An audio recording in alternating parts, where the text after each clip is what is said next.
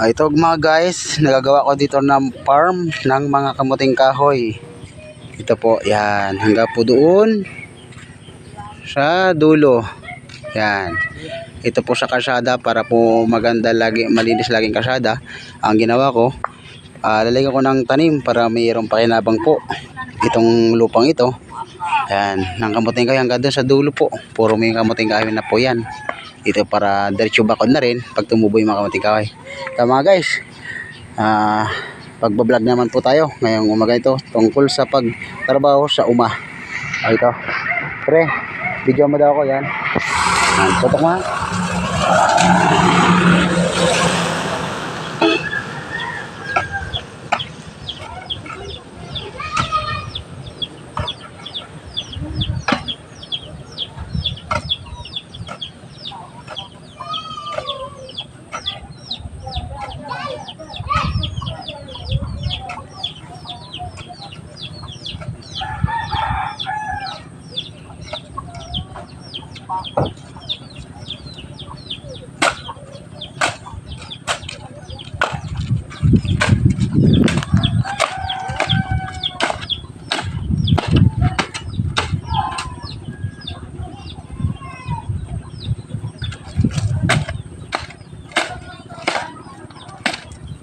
Bubungkalin naman natin mga guys itong lupa bago natin tataniman ng kamuting kahoy mga guys.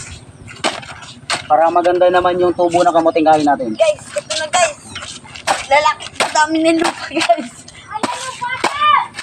Ha? Nakay mama.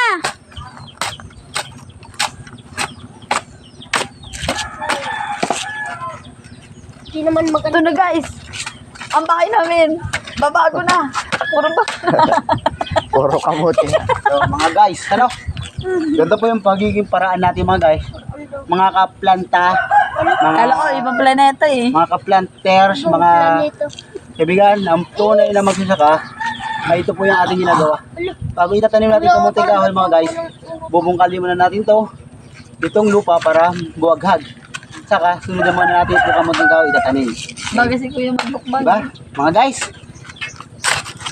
Guys, nandito kami guys. sabi nga, pag may siyaga, may nilaga. Pagsisyaga sa isang tao, kailangan laging masyaga tayo. Pag may tiyaga, may Para taga. mayroon Pag lagi walang tayong nilaga. taga, kainin. Sabi nga, ang gulay, pampaba ng gulay. Diba? Kaya, ito ang gulay, pampaba ng gulay dahil po, vitamin C ang ating nakuha sa katawan. Ano? Te, nagbibidyo na tayo. Sige ngirit. Ito po mga guys, itatanim natin to mga guys. Tara. Kala ko guys, kakainin ko na to guys. Umuting kahoy. Ang dami langgam mga guys. Ang dami langgam. Sana all. Sabi ko nga, pag may saga, binalaga, pati langgam, tirahin na yan. So mga guys, pagtatanim sa isang kamuting kahoy mga guys, tignan natin itong mata na diretsa. Para po ito ay hindi baliktad yung kanya pagtubo. Ganito po pagtatanim mga guys. Binabao lang to, tinutusok.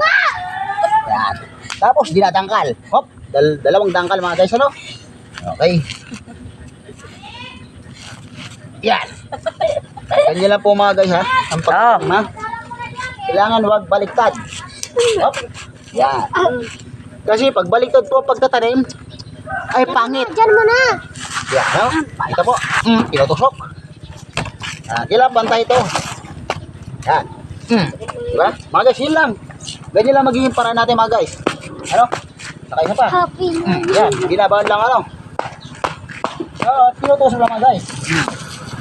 Yan, ganyan lang mga guys. Mga kaplanter. Sabi nga, para po itong ating dadaanan, maganda, malinis.